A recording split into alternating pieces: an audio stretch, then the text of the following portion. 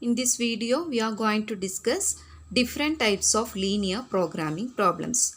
Mainly, there are three types of linear programming problems: diet problem, manufacturing problem, and transportation problems. Let's see the diagram of the given transportation problem. There are two factories P and Q. There are two factories P and Q, and there are three depots A, B, C, and in the question it is given that a certain commodity is to be delivered from each of the delivered from these two factories P and Q to these depots A, B, C. Now the weekly requirement of the depot of the commodity is 5 units, 5 units, 4 units respectively. Depot A required 5 units of commodity, Depot B required 5 units of commodity, Depot C requires 4 units of commodity per week.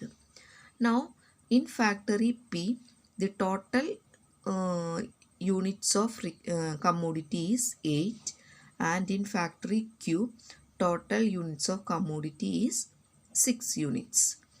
Now the commodity is delivered from factory P and factory Q to these depots. So definitely there is a cost. Transportation cost is there. So from if we deliver a commodity from factory P to depot A, the transportation cost is rupees 160. Okay, transportation cost is rupees 160. If we deliver commodity from P to the depot B, transportation cost is rupees 100. Then from P to depot C, if we deliver commodity, transportation cost is rupees 150. Similarly, if we deliver commodity from Q, from factory Q to depot A, transportation cost is rupees 100. Then to the depot B, transportation cost is rupees 120. Then from Q to C, transportation cost is rupees 100. Then we don't know how many units of commodity is delivering from P to A, P to B, P to C. So let us consider X units of commodity is transported from P to A. Y units of commodity is transported from P to B. So X units delivered to A, Y units of commodity delivered to B. So remaining in factory P, there is 8 minus X minus Y units of commodity, and that amount of commodity is delivered to depot C. Okay. Similarly, depot A needed total 5 units of commodity.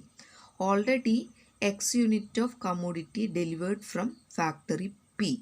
So they need, depot A needed remaining 5 minus X units of commodity, and that is delivered from factory Q. Depot B needed total 5 units of commodity, and from factory P already Y units reached. So remaining they need 5 minus Y commodity, and this 5 minus Y units is delivered from factory Q. Now listen, C, depot C needed 4 units. Then 8 minus X minus Y units of commodity is reached from factory P. Now the remaining delivered from Q is, total units of Q is 6. From this 5 minus X delivered to depot A and 5 minus Y delivered to depot B. So remaining in factory Q, 6 minus of 5 minus X plus 5 minus Y is there in factory Q.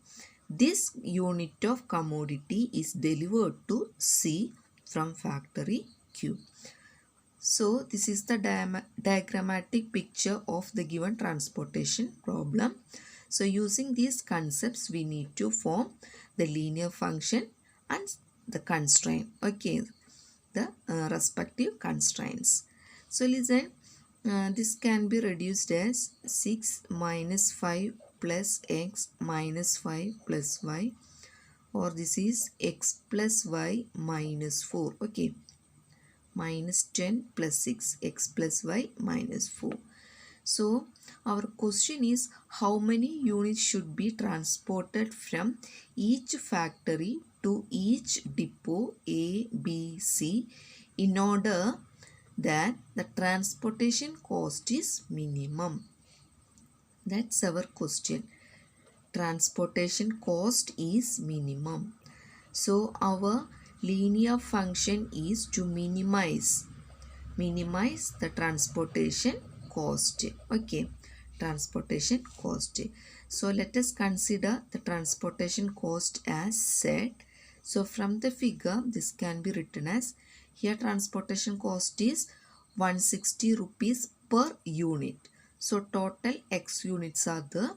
So cost becomes 160x plus 2B, depot B, rupees 100 per unit.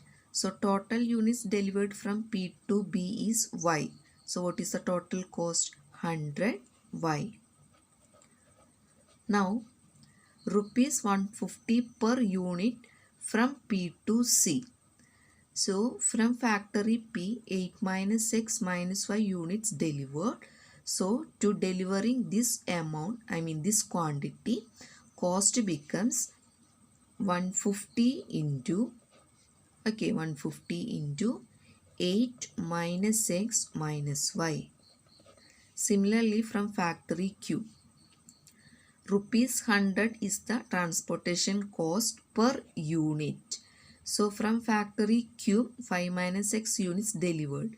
So to deliver 5 minus x units, what is the total cost? It is 5 minus x into 100 plus, to deliver 5 minus y units from factory Q, transportation cost is rupees 120 per unit. So cost becomes 120 into 5 minus y plus, from factory Q to the depot C, cost becomes 100 into x plus y minus 4. Now simplify all these things. So this reduces to, open the bracket and add x terms, y terms, we get z equal to 10 into x minus 7y plus 190. So this is our linear function. Linear function means the transportation cost, and our aim is minimize this transportation cost. So minimize z equal to 10 into x minus 7y plus 190. Next we need to find the constraints. Okay, some inequalities, constraints we need to form. To construct the constraints, let's see the units of commodity delivered from each of these factory P and Q to these depots A, B, C. So here X units delivered from P, Y units delivered from delivered from P to depot A and B. Definitely this amount, this is a quantity, and this quantity is always a non-negative quantity. That is X and Y is a non-negative quantity, that is x comma y greater than or equal to 0. So this is our non-negative restrictions. Then 8 minus x minus y is again a units of commodity delivered from P to C. So definitely 8 minus x minus y is greater than or equal to 0. Now from factory Q, 5 minus x units is delivered. So 5 minus x is greater than or equal to 0. From factory Q to the depot B, 5 minus y units of commodity delivered. So 5 minus y is greater than or equal to 0.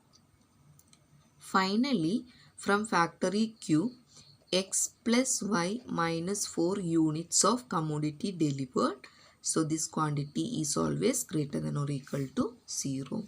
So these are our constraints. Okay. So this can be reduces as 8 minus x minus y is greater than or equal to 0 is same as 8 is greater than or equal to x plus y. Take these two terms to right side. 8 greater than or equal to x plus y, or x plus y is less than or equal to 8. Okay. 8 plus y, x plus y less than or equal to 8. Put it as inequality number 1. Now 5 minus x greater than or equal to 0 is same as 5 is greater than or equal to x, or x is less than or equal to 5. It is inequality 2. Now 5 minus y greater than or equal to 0 is same as 5 greater than or equal to y, or y less than or equal to 5. Inequality number 3. X plus y minus 4 greater than or equal to 0 is same as x plus y is greater than or equal to 4. Inequality number 4. Now finally, non-negative restrictions. X greater than or equal to 0, y greater than or equal to 0. So this is our constraints. Okay. This is our constraints with non-negative restrictions. X greater than or equal to 0, y greater than or equal to 0. So we can easily draw the graph of these constraints. X plus y less than or equal to 8, x plus y greater than or equal to 4, x less than or equal to 5, y less than or equal to 5. Okay.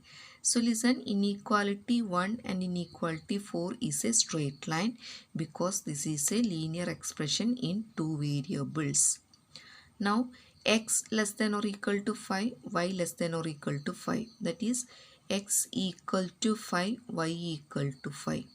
This is also a straight line passing through x equal to 5, which is parallel to y-axis, passing through y equal to 5, which is parallel to x-axis. So we can see there are 4 straight lines, and x plus y less than or equal to 8 means consider the lower portion of this line. X plus y greater than or equal to 4 means consider the upper portion of the line. X less than or equal to 5 means left side of the line x equal to 5, and y less than or equal to 5 means downward portion of y equal to 5. Okay, let's see the graph of these linear inequalities.